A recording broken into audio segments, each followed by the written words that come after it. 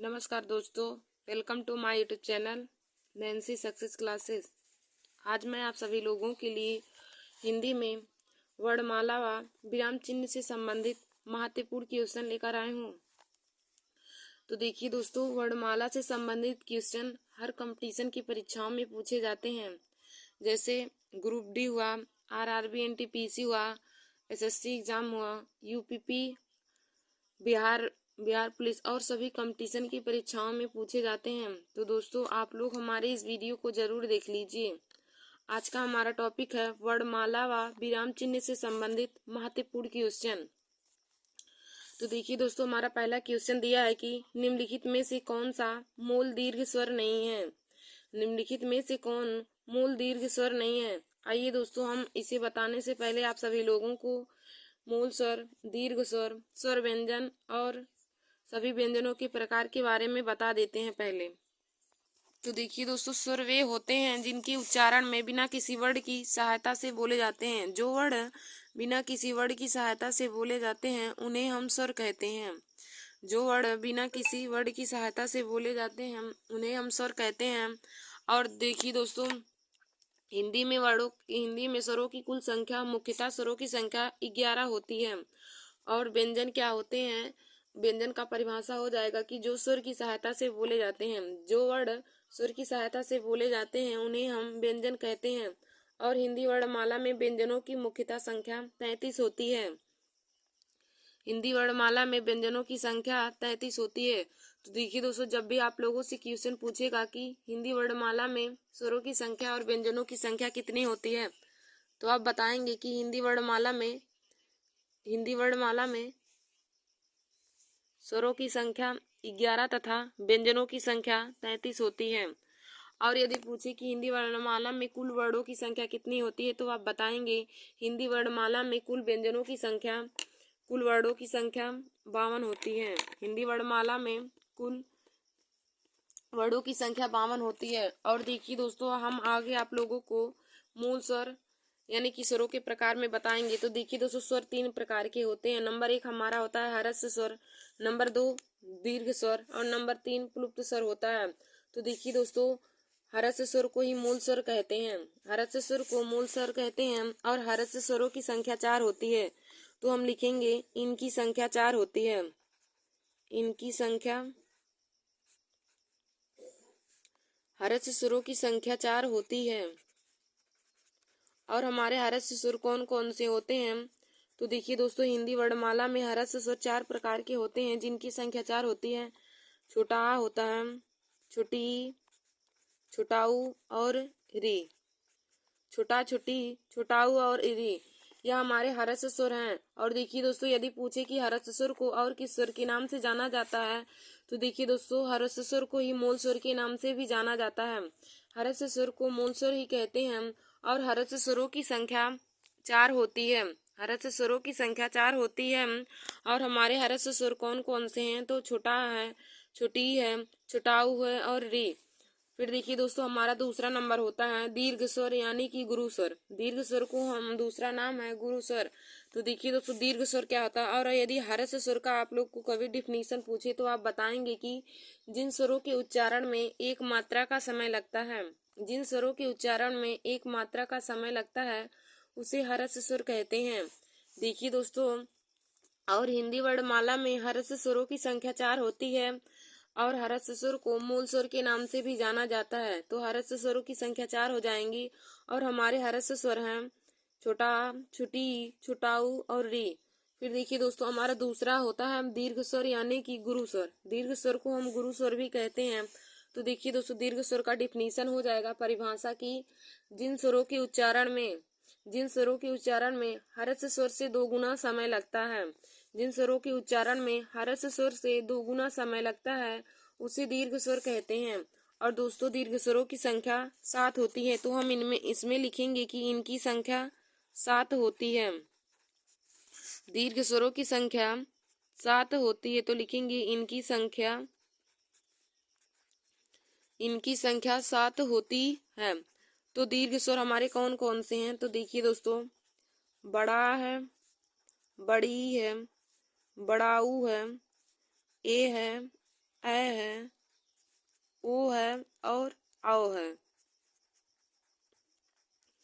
दीर्घ स्वरों की संख्या 7 होती है। दीर्घ स्वर हमारे कौन कौन से हैं? बड़ा है, बड़ी है, बड़ाऊ है, ए है, ऐ है, ओ है और औ है। तो यह हमारे दीर्घ स्वर हो जाएंगे। देखिए दोस्तों, कभी कभी हरस स्वर ना देकर मूल स्वर देता है कि मूल स्वरों की हिंदी वर्णमाला में मूल स्वरों की संख्या कितनी होती है। तो आप लोग बताएंगे कि हिंदी वर्णमाला में मूल स्वरों की कुल संख्या 4 होती है।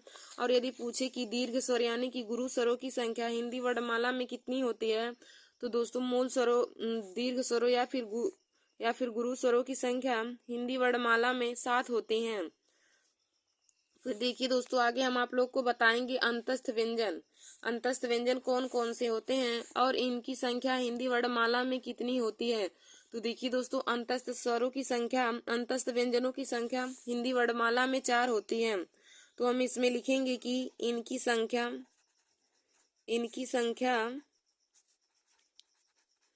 संख्या 4 होती है।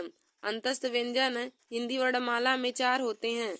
और हमारे अंतस्थ व्यंजन कौन कौन से हैं? तो देखिए दोस्तों, या है, रा है, ला है और वा। या, रा, ला और वा यह अंतस्थ व्यंजन है। हिंदी वर्णमाला में अंतस्थ व्यंजन 4 प्रकार के होते हैं। और हमारे कौन कौन से अंतस्थ व्यंजन होते हैं? तो या है, रा है, ला है और वा है। यह चारों हमारे अंतस्थ व्यंजन होते हैं। फिर देखिए दोस्तों, आगे हम देखेंगे, हमारा अगला है ऊष्म व्यंजन। ऊष्म व्यंजन हिंदी वर्णमाला में कितने प्रकार के होते हैं? तो देखिए दोस्तों, ऊष्म व्यंजन भी हिंदी वर्णमाला में ऊष्म व्यंजनों की संख्या भी 4 होती है। हम लिखेंगे इनकी संख्या 4 होती है। इसमें हम लिखेंगे कि इनकी संख्या 4 होती है। इनकी संख्या 4 होती है। देखिए दोस्तों, ऊष्म व्यंजनों की संख्या 4 होती है। और हमारे ऊष्म व्यंजन कौन कौन से होते हैं? बड़ा सा है, खट्टी सा है, छोटा सा है और हा।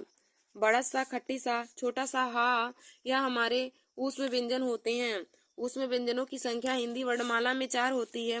और देखिए दोस्तों, ऊष्म व्यंजन कौन कौन से होते हैं? तो बड़ा सा हुआ, खट्टी सा, छोटा सा और हा, यह चारों हमारे ऊष्म व्यंजन होते हैं। फिर देखिए दोस्तों, हमारा अगला है कि संयुक्त व्यंजनों की संख्या हिंदी वर्णमाला में कितनी होती है। संयुक्त व्यंजनों की संख्या हिंदी वर्णमाला में कितनी होती है? तो देखिए दोस्तों, संयुक्त व्यंजनों की भी संख्या हिंदी वर्णमाला में 4 होती है। तो हम लिखेंगे कि इनकी संख्या 4 होती है। इनकी संख्या भी 4 होती है। और देखिए दोस्तों, संयुक्त व्यंजन हमारे कौन कौन से होते हैं? तो संयुक्त व्यंजन हमारे होते हैं छत है, त्रा है, ज्ञ है और स्रा है। उसमें संयुक्त व्यंजन हमारे छत, त्रा है, ज्ञ और स्रा है। तो संयुक्त व्यंजन भी हिंदी वर्णमाला में 4, संयुक्त व्यंजनों की संख्या हिंदी वर्णमाला में 4 होती है। और हमारे संयुक्त व्यंजन कौन कौन से हैं? तो छत है, त्रा है, ज्ञ है और स्रा। अब देखिए दोस्तों, हम आप लोग को बताते हैं कि छत, त्रा, ज्ञ और स्रा किन किन के संयोग से बनते हैं। तो देखिए दोस्तों, छत्र जो होता है यह आधा का प्लस खट्टी सा के संयोग से बनता है। छत्र है जो यह आधा का प्लस खट्टी सा के संयोग से बनता है। जो त्रा है यह आधा ता प्लस रा की संयोग से बनता है। जो हमारा ज्ञ है आधा जा प्लस इया की संयोग से बनता है। और जो स्रा है आधा बड़ा सा प्लस में रा की संयोग से बनता है। देखिए दोस्तों, संयुक्त व्यंजन की संख्या 4 होती है। हिंदी वर्णमाला में संयुक्त व्यंजनों की संख्या 4 होती है। और हमारे संयुक्त व्यंजन कौन कौन से हैं? तो संयुक्त व्यंजन है छत, त्रा, ज्ञ और स्रा। छत्र, त्रा, ज्ञ और स्रा यह हमारे संयुक्त व्यंजन हैं। तो देखिए दोस्तों, यह किन किन की संयोग से बनते हैं, यह भी क्वेश्चन में पूछा जाता है। हमारे कभी कभी क्वेश्चन में पूछ लिया जाता है कि छत्र किस किस के संयोग से बनता है। तो दोस्तों देखिए, छत्र जो हमारा होता है यह आधा का प्लस खट्टी सा की संयोग से बनता है। जो त्रा है आधा ता प्लस रा की संयोग से बनता है। और जो ज्ञ है यह आधा जा प्लस इया के संयोग से बनता है। और जो स्रा है यह आधा बड़सा और रा की संयोग से बनता है। तो देखिए दोस्तों, मैंने आप सभी लोगों को बताया मूल स्वरों के बारे में। मैंने आप लोगों को बताया मूल स्वरों के बारे में। तो देखिए दोस्तों, मूल स्वरों का परिभाषा क्या होता है कि मूल स्वर यानी कि हरस स्वर, जिन स्वरों के उच्चारण में एक मात्रा का समय लगे, जिन स्वरों के उच्चारण में एक मात्रा का समय लगे उसे हम हर्ष स्वर कहते हैं। और देखिए दोस्तों, हर्ष स्वरों की संख्या हिंदी वर्णमाला में 4 होती है और हर्ष स्वरों को ही हम मूल स्वर के नाम से भी जानते हैं। हर्ष स्वर का दूसरा नाम मूल स्वर होता है। और देखिए दोस्तों, हर्ष स्वरों की संख्या हिंदी वर्णमाला में 4 होती है और हमारे हर्ष स्वर हैं छोटा, छोटी, छोटाऊ और री। यह हमारे हर्ष स्वर हैं। फिर दूसरा हमारा होता है दीर्घ स्वर यानी कि गुरु स्वर। दीर्घ स्वर को गुरु स्वर के नाम से भी जानते हैं। तो देखिए दोस्तों, दीर्घ स्वर का डिफिनीशन यानी कि परिभाषा क्या हो जाएगा कि जिन स्वरों के उच्चारण में हर्ष स्वर से 2 गुना का समय लगता है, जिन स्वरों के उच्चारण में हर्ष स्वर से 2 गुना समय लगता है उसे दीर्घ स्वर यानी कि गुरु स्वर के नाम से जाना जाता है। और देखिए दोस्तों, हिंदी वर्णमाला में दीर्घ स्वरों की संख्या 7 होती है। हमारे दीर्घ स्वर कौन कौन से हैं? तो देखिए दोस्तों, बड़ा है, बड़ी है, बड़ाऊ है, ए है, ओ और औ। यह हमारे 7 दीर्घ स्वर हैं। फिर दोस्तों, हमने आप लोगों को आगे बताया अंतस्थ व्यंजन। अंतस्थ व्यंजन, तो देखिए दोस्तों, अंतस्थ व्यंजन की संख्या हिंदी वर्णमाला में 4 होती है। अंतस्थ व्यंजनों की संख्या 4 होती है। और हमारे अंतस्थ व्यंजन कौन कौन से होते हैं? तो देखिए दोस्तों, अंतस्थ व्यंजन होते हैं या, रा, ला और वा। या, रा, ला और वा, यह हमारे चारों अंतस्थ व्यंजन होते हैं। फिर दोस्तों, हमने आगे आप लोग को बताया ऊष्म व्यंजन। तो देखिए दोस्तों, ऊष्म व्यंजनों की संख्या हिंदी वर्णमाला में 4 होती है। ऊष्म व्यंजनों की भी संख्या हिंदी वर्णमाला में 4 होती है। और देखिए दोस्तों, ऊष्म व्यंजन कौन कौन से होते हैं? तो हमारे ऊष्म व्यंजन होते हैं बड़ा सा, खट्टी सा, छोटा सा और हा। बड़ा सा, खट्टी सा, छोटा सा और हा, यह हमारे चारों ऊष्म व्यंजन होते हैं। फिर देखिए दोस्तों, हमारा अगला है संयुक्त व्यंजन। संयुक्त व्यंजन जैसे हम इसका परिभाषा लिख सकते हैं, 2 वर्डों के मेल से बने शब्द को यानी अक्षर को ही हम संयुक्त व्यंजन कहते हैं। 2 वर्डों के मेल से बने वर्ड को हम संयुक्त व्यंजन कहते हैं। और देखिए दोस्तों, संयुक्त व्यंजनों की संख्या हिंदी वर्णमाला में 4 होती है। संयुक्त व्यंजनों की संख्या हिंदी वर्णमाला में 4 होती है। तो हमारे संयुक्त व्यंजन कौन कौन से होते हैं? देखिए दोस्तों, हमारे संयुक्त व्यंजन होते हैं छत्रा, ज्ञ और श्रा। छत्रा, ज्ञ और श्रा, यह चारों हमारे संयुक्त व्यंजन होते हैं। और देखिए दोस्तों, संयुक्त व्यंजन 2 वर्डों के संयोग से बनते हैं। तो वह कौन कौन से 2 वर्ड हैं जिनके संयोग से संयुक्त व्यंजन बनते हैं? तो हम आप लोग को बताएंगे। देखिए दोस्तों, जो हमारा छत्र होता है यह आधा का प्लस खट्टी सा के संयोग से बनता है। जो छत्र होता है यह आधा का प्लस खट्टी सा के संयोग से बनता है। जो त्रा है आधा ता प्लस रा के संयोग से बनता है। यह हमारा जो है वह आधा जा प्लस इया के संयोग से बनता है। और जो श्रा होता है यह आधा बड़ा सा और रा के संयोग से बनता है। फिर देखिए दोस्तों, आगे हम आप लोग को बताएंगे अस्पर्श व्यंजन। आगे आप लोग हेडिंग डाल लीजिए अस्पर्श व्यंजन। तो देखिए दोस्तों, अस्पर्श व्यंजन की संख्या हिंदी वर्णमाला में 25 होती है। अस्पर्श व्यंजनों की संख्या हिंदी वर्णमाला में 25 होती है। तो हम इसमें लिखेंगे कि इनकी संख्या 25 होती है। अस्पर्श व्यंजनों की संख्या 25 होती है। और दोस्तों, अस्पर्श व्यंजन हमारे कहाँ से कहाँ तक होते हैं? तो देखिए दोस्तों, अस्पर्श व्यंजन को याद करने का ट्रिक है कम, यानी कि का से लेकर माँ तक हमारे सभी आने वाले वर्ड अस्पर्श व्यंजन होते हैं।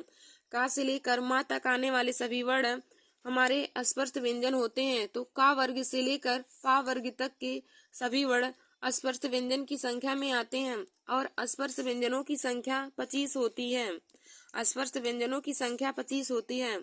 फिर देखिए दोस्तों, आगे हम आप लोगों को अघोष, सघोष, अल्प प्राण और महाप्राण के बारे में बताएंगे। तो आप लोग हेडिंग डाल लीजिएगा अल्प प्राण।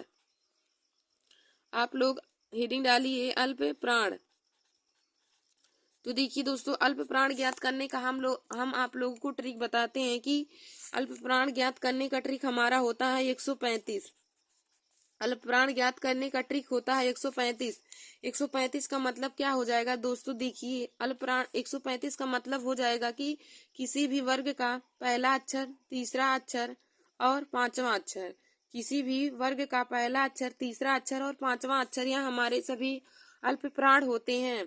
यानी कि देखिए दोस्तों, जैसे हमारा का वर्ग होता है, जैसे का वर्ग में हमारा कौन कौन सा वर्ड आता है? तो का वर्ग में हमारा आता है का है, खा है, गा है, घा है और अंगा, यही हमारा का वर्ग में आ जाएगा। तो इसमें से हमें जैसे अल्प प्राण को छांटना है, तो हमने आप लोग को बताया कि अल्प प्राण छांटने का ट्रिक क्या हो जाएगा, 135, यानी कि किसी भी वर्ड का पहला अक्षर, तीसरा अक्षर और पांचवा अक्षर, यह हमारे अल्प प्राण होते हैं। तो देखिए दोस्तों, का वर्ग में हमारे पहला अक्षर, तीसरा अक्षर और पांचवा अक्षर हमारे अल्प प्राण हो जाएंगे। तो इसमें से अल्प प्राण हमारे कौन कौन से हो जाएंगे, तो हम लिखेंगे इसमें से अल्प प्राण हमें जैसे छांटना है, तो अल्प प्राण हमारे हो जाएंगे का, गा और अंगा। का, गा और अंगा, यह तीनों हमारे अल्प प्राण हो जाएंगे। हमने अल्प प्राण पहचानने का ट्रिक आप लोग को बताया 135। 135 का मतलब हो जाएगा कि किसी भी वर्ड का पहला अक्षर, तीसरा अक्षर और पांचवा अक्षर, किसी भी वर्ग का पहला, तीसरा और पांचवा अक्षर अल्प प्राण होते हैं। फिर आगे देखिए दोस्तों, महाप्राण क्या होते हैं। महाप्राण ज्ञात करने का ट्रिक क्या होता है, तो देखिए दोस्तों, महाप्राण ज्ञात करने का हमारा ट्रिक होता है 24। महाप्राण ज्ञात करने का ट्रिक हमारा 24 होता है। और देखिए दोस्तों, 24 का मतलब हो जाएगा कि किसी भी वर्ड का दूसरा अक्षर और चौथा अक्षर, किसी भी वर्ड का दूसरा अक्षर और चौथा अक्षर महाप्राण होते हैं। तो देखिए दोस्तों, जैसे हमने यहीं पे का वर्ग लिया है, तो का वर्ग में हमारा का, खा, गा, घा और अंगा वर्ड आते हैं। इसी में हमारा दूसरा अक्षर और चौथा अक्षर महाप्राण होंगे। तो दूसरा अक्षर खा है और चौथा अक्षर घा है, तो हम लिखेंगे महाप्राण क्या हो जाएगा, खा और घा। खा और घा हमारे महाप्राण हो जाएंगे। फिर दोस्तों, आगे हम आप लोग को अघोष और सघोष के बारे में बताते हैं। तो देखिए दोस्तों, अगला हमारा है अघोष। अगला हमारा है अघोष। तो देखिए दोस्तों, अघोष को जानने का ट्रिक क्या होता है, अघोष को याद करने का ट्रिक होता है 12। अघोष को याद करने का ट्रिक होता है 12, यानी कि किसी भी वर्ड का पहला अक्षर और दूसरा अक्षर। जैसे हम यहाँ पे चा वर्ग ले रहे हैं, और चा वर्ग में हमारे कौन कौन से वर्ड होंगे, चा, छा, जा, झा और इया। देखिए दोस्तों, अघोष को ज्ञात करने का ट्रिक हमारा 12 होता है, यानी कि किसी भी वर्ड का पहला अक्षर और दूसरा अक्षर, किसी भी वर्ड का पहला और दूसरा अक्षर हमारे अघोष वर्ड में आते हैं। और देखिए दोस्तों, हमने जैसे यहाँ पे चा वर्ग लिया है, तो चा वर्ग में चा है, छा है, जा है, झा और इया, चा, छा, जा, झा और इया हमारे चा वर्ग में आते हैं।